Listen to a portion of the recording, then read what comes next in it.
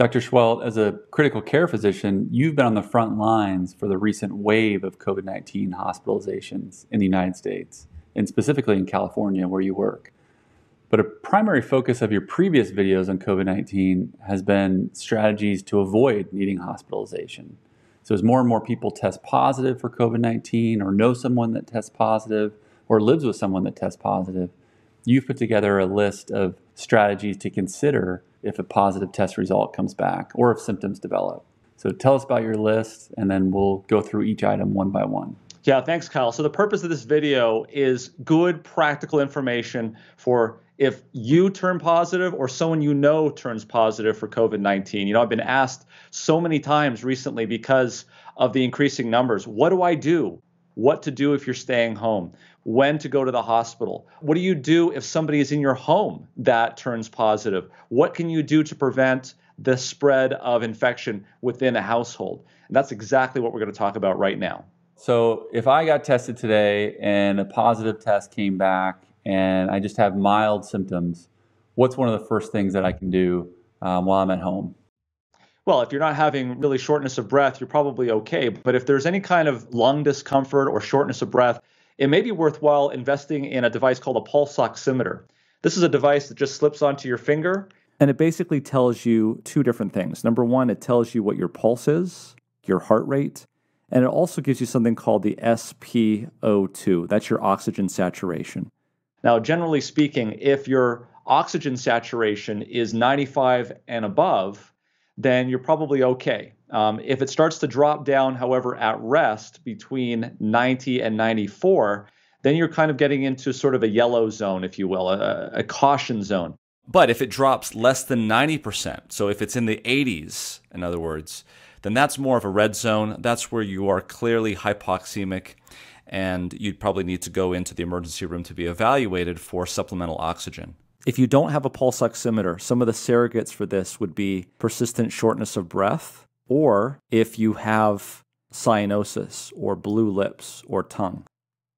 Now, it's possible to have shortness of breath and not need oxygen, but if you don't have the ability to measure your oxygen, your peripheral oxygen saturation with a pulse oximeter, then that's the next best thing, is looking for shortness of breath and seeing if you need to go to the emergency room. Now, if you're already on oxygen as a baseline because you've got lung disease, then you should be on your regular amount of oxygen, and your oxygen saturation should be kind of where you're used to it being. If it starts to drop down, that would be the same sort of situation where it's time to go to the hospital and be evaluated, because that could be a sign. A low oxygen saturation could be a sign that you're getting pneumonia from COVID-19. You know, there's a lot of different pulse oximeters out there that one could purchase. There's the medical grade ones for maybe a couple $100. There's the type that you show that just go on a finger and are really small and portable. Some of those sell online for as cheap as $20. How can someone tell what's a good pulse oximeter to consider buying? Well, they've actually done some tests to see how accurate they were, and we'll post that in our description below. You can see here the ones that seem to do well on at least independent evaluation.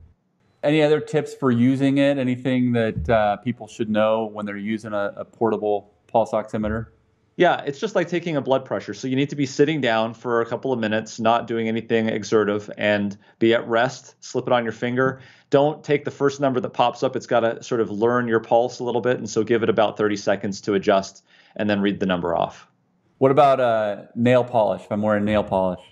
Yeah, so you want to make sure that it's reading the color of your blood. So you don't want to have any nail polish on the finger that you're using it on. So that's a good point. You want to remove the nail polish on the finger. What if I live at high altitude, say in Santa Fe, New Mexico at 7,000 feet? Yeah, so as you go up, that's a natural reason for your oxygen saturation to drop. So high altitude would be one of those things. And you may want to have somebody who's not at risk or having COVID symptoms to put it on just to kind of see what it would be normally at that level. If you're up at 15,000 feet, 10,000 feet, a normal person's saturation is going to be probably in the low 90s, high 80s. What is unique about COVID-19 and this virus, the SARS-CoV-2 virus, that makes the pulse oximeter so relevant? Yeah, it's the thing that we learned about very early on during the pandemic in New York was these, quote, happy hypoxic. So in other words, they look fine in every other way, except for the fact that this pneumonia is really preventing oxygen from being diffused into the pulmonary circulation. And it's really one of the first signs that people are starting to progress. So I think it's a very sensitive tool to use is hypoxemia, and it can be very valuable. How is hypoxemia different than hypoxia? Okay, so hypoxemia is specifically the lack of oxygen in the blood. Hypoxia is the lack of oxygen in the tissues. So it's a very specific thing, but for our purposes here, both are happening at the same time. So the second thing that we're going to talk about is antibodies. And these are known as monoclonal antibodies. So if you can imagine here, we've got the virus, and on the virus, we have these spike proteins. Well, what the monoclonal antibodies do early on in the infection is they will bind to those spike proteins and prevent that virus from entering your cells. And this, of course, is important because it can reduce the viral load. And if it does so, there's a theoretical chance, at least, that it could reduce the severity of disease.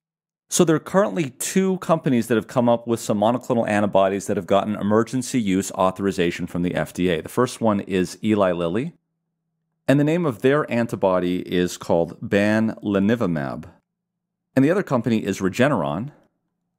And Regeneron actually has 2 antibodies in one medication. The first one is casirivimab, and the second component is imdevimab.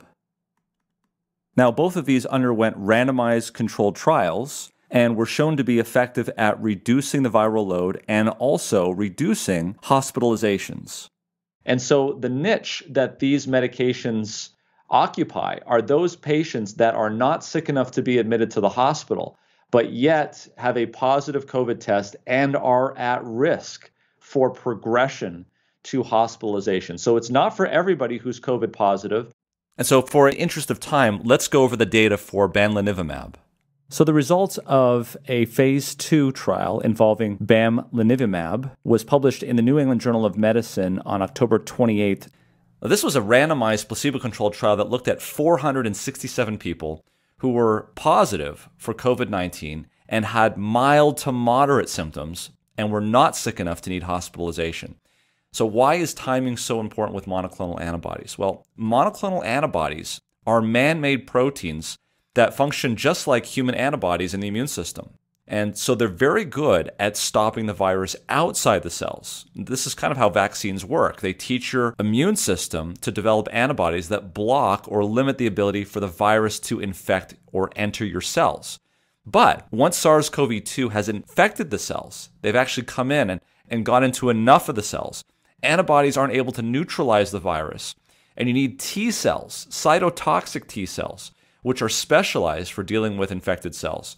So if monoclonal antibodies are given late in the course, after a lot of that virus has already entered a lot of the cells, they're going to have limited, if any, benefit. And what they found was that on day 29, the percentage of patients who were hospitalized was 1.6% in the intervention group and 6.3% in the placebo group. And when they dug down deeper and looked at a post-hoc analysis looking at high-risk groups, for instance, people equal to or older than the age of 65 or BMI equal to or greater than 35, the percentage of hospitalization was 4.2% in the intervention group and 14.6% in the placebo group. Now, as you can see here, while bamlanivimab or the other monoclonal antibodies from Regeneron are not approved for everybody with COVID-19, there's still a large amount of people that fall into this category. Take a look. Anybody with a BMI of greater than or equal to 35, anybody greater than or equal to 65 years of age, anybody with diabetes, chronic kidney disease, immunosuppressive disease, anybody receiving immunosuppressive treatment. And it doesn't end there. Anybody greater than or equal to the age of 55 with hypertension, that's a lot of people, or other chronic respiratory diseases or COPD. And so you can see here that there's a large group of people that fall into this category. And so it would be important to make sure that if you or someone you knew fell into this category and they were COVID positive, they would be eligible for receiving this medication if it was available in your area. For the bamlanivimab, Bamlanivimab. Do you actually need to pronounce it correctly to receive the medication? If they did, there would be very, very few people receiving that medication. So it's taking me the better part of a few days to be able to say bamlanivimab. But along those lines, I have heard that a lot of these monoclonals are sitting on the shelves or sitting in storage rooms and not actually getting used. You work at 2 different hospitals in Southern California. Are you actually treating patients with these? Yeah, absolutely. There's a lot of people that don't know about these medications, don't know the niche, and it's because their providers aren't aware of these things. Things are happening so rapidly that medications are becoming available, and we just don't know how to prescribe them.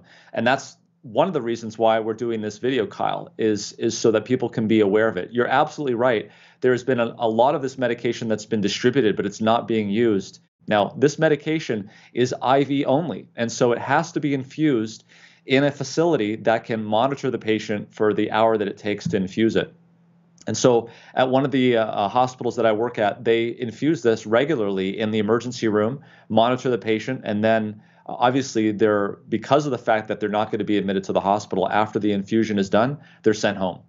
One of the things I know that you wanted to do in this video, Dr. Seheult, was highlight the things that we have really solid data for, preferably randomized placebo-controlled trial data for, and then things that we have maybe less strong data for, observational data or data from other illnesses that may be similar to COVID-19. So for the first 2 things you've talked about, these monoclonal antibodies and the pulse oximeter, how do you think the data stacks up for those 2 interventions? Yeah, well, pulse oximetry is almost a part of us. It's almost part of our quote DNA. We've had multiple studies that go back decades, even 100 years, looking at oxygen and measuring oxygen and knowing when we need to put people on oxygen. So that data has been around for a long time. In terms of the monoclonal antibodies, that was submitted to the FDA through an emergency use authorization, and the basis of that application was a randomized controlled trial. And the endpoints were met, that hospitalizations were reduced. So the evidence is pretty clear, and it's good evidence, and it's a randomized controlled trial, which is the gold standard for evidence. Now, if we talk about some of the other things, for instance, supplements, that has varying levels of evidence. Probably the supplement that has the best level of evidence is vitamin D. We've got randomized controlled trial data in a couple of instances, one out of India with the SHADE study, and also out of Spain with calcifediol study, which showed in a randomized controlled trial, albeit small, that there was definitely benefit in that group with COVID-19 that received vitamin D supplementation.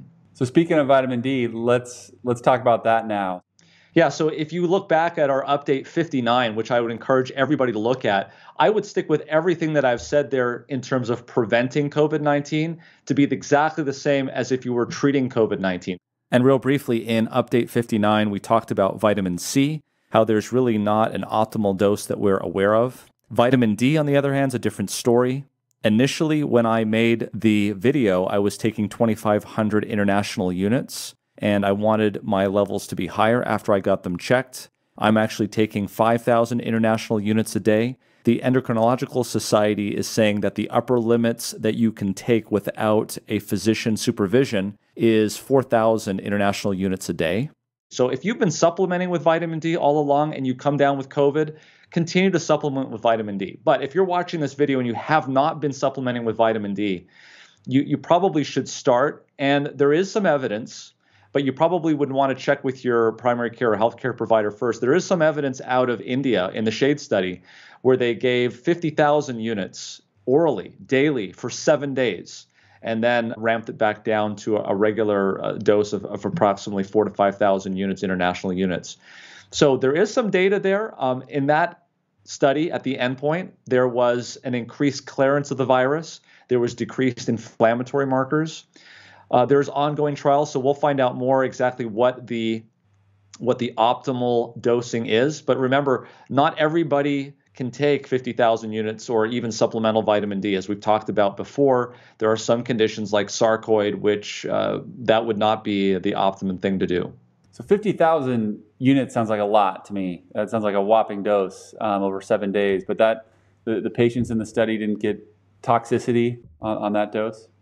No. In fact, we've talked about this in our vitamin D video that we released a couple of weeks ago, Kyle, that showed that in an analysis where they looked at over 20,000 patients in the Mayo Clinic and looked at people who supplemented anywhere from 0 up to 55,000 units daily, there was only one person that had hypercalcemia from vitamin D toxicity in 20,000 patients. And as they said, it's probably the most safe fat-soluble vitamin there is. Are there any other vitamins that you would take with vitamin D to potentially allow it to work better? Yeah, there's some evidence that's emerging that vitamin K2 is beneficial in helping with vitamin D. I would just make a caution there that there is emerging evidence that this is the case, but for those of you who are on blood thinners, specifically Coumadin or warfarin, obviously taking vitamin K is going to be counterproductive to your therapy that you're getting with that medication, so I would not recommend that in that situation. The other element that's very helpful and beneficial if you're taking vitamin D is magnesium as well. And there are some studies that look into that as well as dosing. And I think it bears repeating again that none of these are recommendations for people to go out and do on their own, but always to discuss with their medical professionals first, correct? Absolutely. And the other thing I would add too is none of this is 100% protective or curative. So you still have to do all of the other things that the CDC is saying, like mask wearing, distancing, all of that. This is, again, is a way of tipping the scales in favor of you in terms of your immune system. One of the other things that I mentioned back in MedCram 59 a number of months ago was that I took quercetin. And while there is some data in Ebola and other viruses that quercetin may be beneficial, we were waiting for studies to come out on quercetin in SARS-CoV-2. There's a good review of quercetin in Natural Product Communications put out by Sage Publications that was published this month in December. And it basically goes over the prior data in other viral infections and also in vitro studies that seem to indicate that quercetin might be beneficial. But again, we have no randomized placebo-controlled trial data. It seems as though the risks of quercetin supplementation is pretty low, which makes the benefit to risk ratio fairly high if one wants to consider supplementation with quercetin.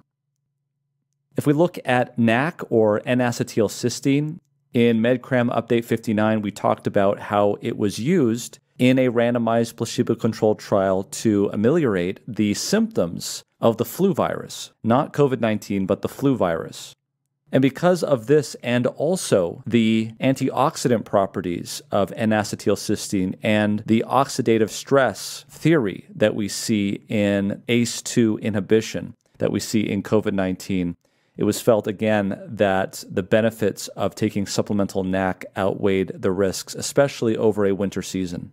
But consider scaling back or stopping them once this pandemic has subsided. You know, the N-acetylcysteine was tested with influenza during a winter season.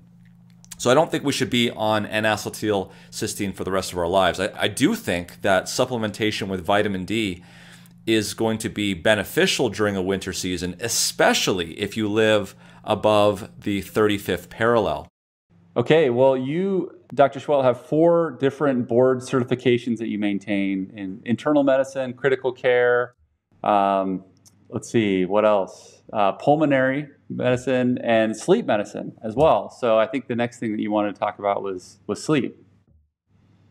Yeah, so sleep is very important, especially now that we're talking about people getting vaccinations. So it's not only important if you have COVID-19, but it's also important if you're planning on getting vaccinated, because we've got good data that goes back many years in terms of the flu vaccine, that if you are getting at least 7 hours of sleep prior to vaccination, the antibody response and the immune response is much more robust and better after vaccination if you've had a good night's sleep. And that also goes along with trying, again, to prevent yourself from getting the infection, where they did a study where they purposefully put rhinovirus into the nasopharynx into their nose, basically, of students. And those that had a good night's sleep from previously, when they interviewed them, had much less chances of getting a cold and getting the virus than those that had not been.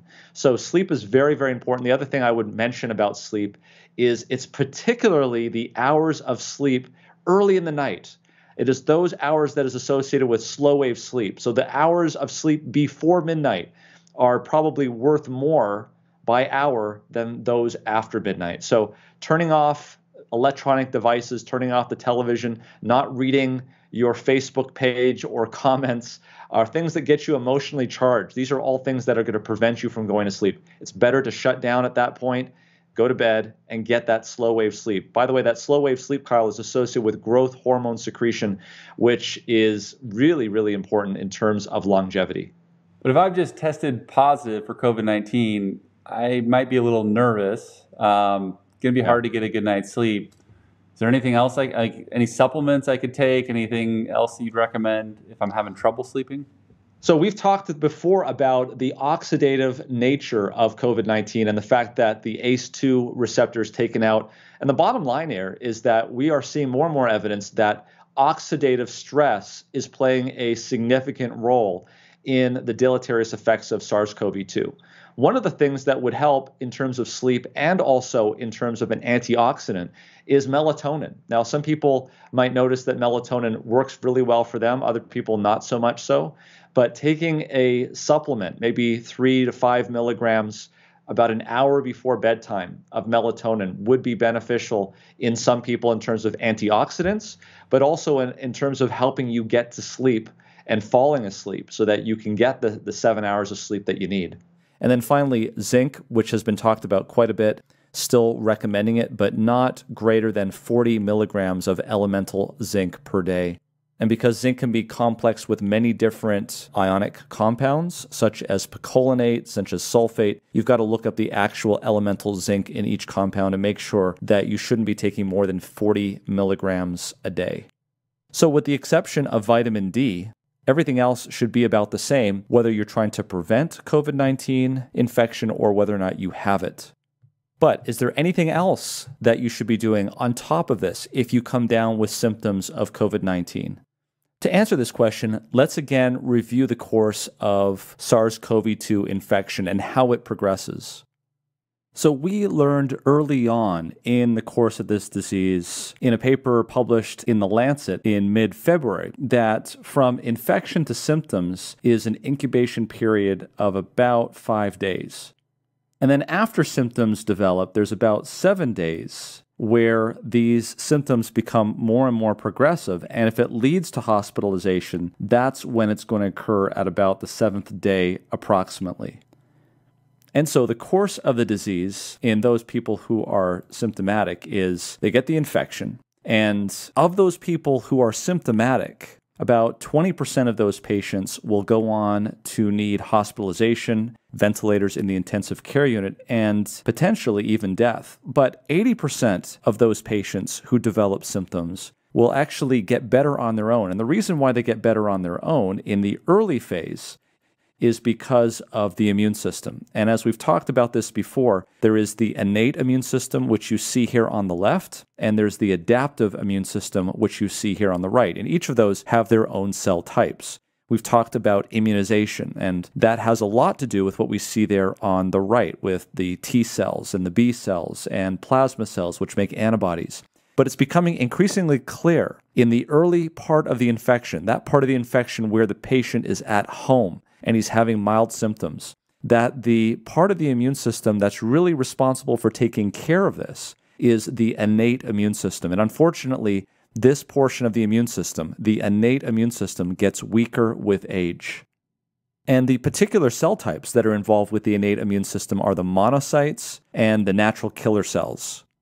And one of the primary outproducts, if you will, of the innate immune system is the interferon response. It's very important that this molecule, interferon, does exactly what it's named to do, and that is to interfere with viral infections.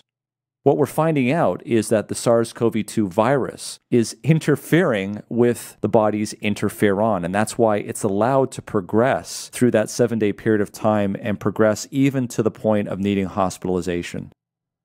Here's a paper that was published in March in the Asian Pacific Journal of Allergy and Immunology, where they looked at the first SARS virus and also MERS and other coronaviruses. And they said here very interestingly that it was the active viral replication later results in a hyperproduction type 1 interferon response. That's after it is suppressed early.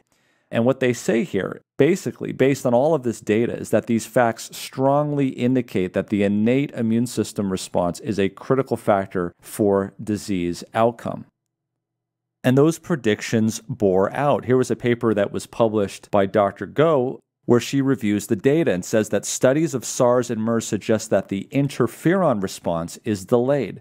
Compared with coronaviruses that cause mild disease, and with milder cases of these two coronaviruses that can cause severe disease, the patients with severe SARS or MERS had a higher viral loads and delayed interferon responses. Thus, it could be that the patients most susceptible to severe disease are those that cannot mount an effective early antiviral immune response. She goes on to state that a study of 50 patients with cases ranging from mild to severe found that gene expression profiles indicating type 1 and type 2 interferon responses were highest in patients with mild to moderate disease and were low in patients with severe or critical disease. A similar difference in type 1 interferon activity was detected in the serum from the patients. Patients with more severe disease had less type 1 interferon activity in their blood. And this is data from August of 2020, which was published in the prestigious journal Science. And it shows exactly what the doctor was talking about. Here we see the amount of interferon which is being secreted. And compared to no disease, we see a large amount in mild disease and increasingly lower levels as we get more critical, indicating that the interferon response is very, very important. Again, looking at interferon activity, we see it being elevated in mild disease and much lower in critical disease. Also published in Science were two papers that basically explained nearly 14% of all of the severe COVID-19 cases that were studied. And essentially, what they found was that in patients with mutations in their ability to mount an interferon response, there was essentially no interferon. And they only found these type of patients in severe cases. In addition to that, they also found patients with antibodies to interferon. And again, those interferon levels were very low in these patients, and only these patients were found in the severe category. In other words, there were never patients with antibodies against interferon in the mild cases. Whereas if we look at those patients that did not have any mutations and did not have antibodies against interferon, here we see a very large smattering of interferon responses, and these patients were more mild. So because of all of this, it seems as though to me that any way possible that we can enhance, particularly the innate immune response early on in the course of this disease, there is a potential for limiting progression because of what we are seeing in terms of the signature of COVID-19, which is suppression of interferon. Well, if you look at the data in terms of the innate immune system, in terms of the interferon response, and in terms of fever, it's well been studied that fever can, in fact, enhance the interferon response, as indicated here by a representative publication here in 2002. And what they did here was they stimulated human monocytes by whole body hyperthermia. This was 12 healthy volunteers, which were immersed in a 39.5 degrees Celsius hot water bath to increase their body temperature. And what they found was that 3 hours after in vivo hyperthermia, the response of monocytes to endotoxin was enhanced by an ex vivo lipopolysaccharide stimulation assay. Essentially what they're doing there is they're giving the body a stimulus to tell them that there's an infection, and they see what happens. And what they found was that there was a greater expression of tumor necrosis factor alpha release, and that they concluded the thermal effect of fever directly activates monocytes, which increases their ability to respond to a bacterial challenge. And this is part of the reason why I was hesitant to treat a fever that wasn't above 103 Fahrenheit early on in the course of the disease, because it seems to me as though the fever is enhancing that very portion of the immune system, the innate immune system that's required to put an end to the progression of COVID-19. But there were more studies. In this one, researchers at the University of Toronto took 7 healthy volunteers and looked at the effect of cold water at the end of heating and exercise. In other words, heating them up and giving them exercise and then putting them in a cold bath to see what happens to natural killer cells, lytic units, etc. And this is exactly what they found. They said that this study suggests that despite popular beliefs that cold exposure can precipitate a viral infection, the innate component of the immune system is not adversely affected by a brief period of cold exposure. Indeed, the opposite seems to be the case. The fall in core body temperature resulting from cold exposure led to a consistent and statistically significant mobilization of circulating cells, an increase in natural killer cell activity, and elevations in circulating IL-6 concentrations. But the real tour de force in terms of publications was this one, titled Hyperthermia in Humans Enhances Interferon Synthesis and Alters the Peripheral Lymphocyte Population. So basically, mitogen stimulation is something that stimulates the cells of the immune system as if there was a foreign invader. And what it showed was that when they took interferon and measured the amount of interferon that was released from lymphocytes after mitogen stimulation at different body temperatures, there was a 10-fold increase in interferon response at 39 degrees Celsius. And again, this is the very molecule that is lacking, as we found out earlier, in the early course of COVID-19. Which led me to think, is it possible that early on in the course of COVID-19, if we were to do hyperthermia in some way, could it alter the course and the progression of this disease? And at first, this sounded kind of far-fetched. Is it something so simple that might have such a big benefit? Well, first of all, we don't know if it has a big benefit, but if we looked earlier in history, things like this have been done before. And I looked to the example of Dr. Julius Wagner-Jauregg, who was an Austrian psychiatrist and noted that his patients with neurosyphilis got better when they had a fever. So he went ahead and infected them with malaria on purpose and essentially cured them of their neurosyphilis simply from the fever of the malaria. And then he cured them of their malaria using the known techniques at the time. For this, Dr. Wagner-Jauregg was awarded the Nobel Prize in Medicine in 1927. And as you can see here, according to this article that was published in 2013, simple immersion of the individual in a hot bath or placing him in a heat cabinet was one of the means by which this was done. And I suspect a lot of these techniques were forgotten because the very next year after Dr. Wagner-Jauregg won his Nobel Prize, in 1928, we discovered penicillin and opened up a completely new door of therapeutics and antimicrobials. So once again, I do not have randomized placebo-controlled trial data showing that hydrotherapy is effective in treating COVID-19. But there seems to be biological plausibility that it could work. And that's why I am interested to see randomized controlled trial data being done and studies being performed to see whether or not this in fact works. What are the risks of hydrotherapy?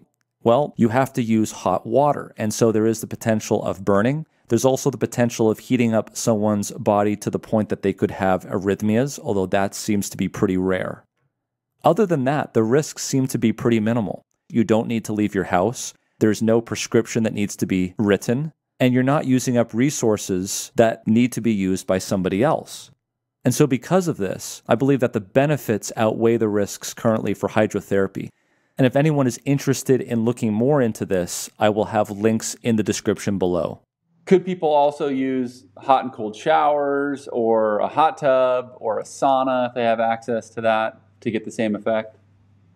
Yeah, absolutely. They could. It's just a matter of getting the temperature up. So, for instance, the problem with some spas, at least in the United States, is that their maximum temperature is set to 104 degrees Fahrenheit. That may not be enough to get the core body temperature up. You really want to be sweating. That's how you know that you're getting your core body temperature above where it should be. And you don't want to do it for too long. About 20 to 30 minutes is probably good enough. In terms of showers, as you'll notice when we talked about this back in Update 59, taking a hot shower followed by a cold shower is a good, what we call a tonic, or something that keeps your immune system on, sentinel mode, looking for things. if you actually come down with the disease, I don't know if just doing contrast showers is going to be enough to really get the immune system going. So sauna would be great. Spa would be great if you could get the temperature up. Hot water baths, hydrotherapy where they use hot towels to heat up and then cover the patient.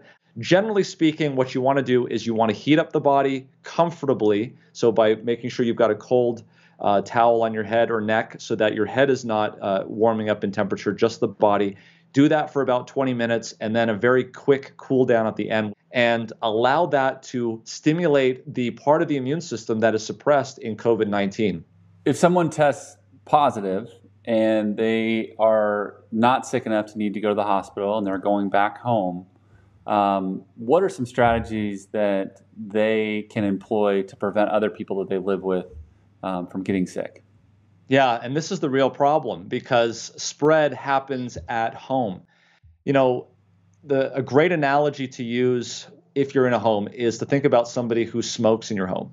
If they're on the other side of the house smoking, you might not be able to smell the smoke, but after a long period of time, that smoke is basically going to infiltrate the house, and eventually you're going to smell that smoke. And that's really the way it is with the spread of this virus. So you've got to think about both modes of spread if you want to prevent both modes of spread. And the first mode of spread is with large droplets, and that's where masks come in. So these large droplets will have the virus in it, and if someone's talking to you, these droplets are going to fly across a few feet.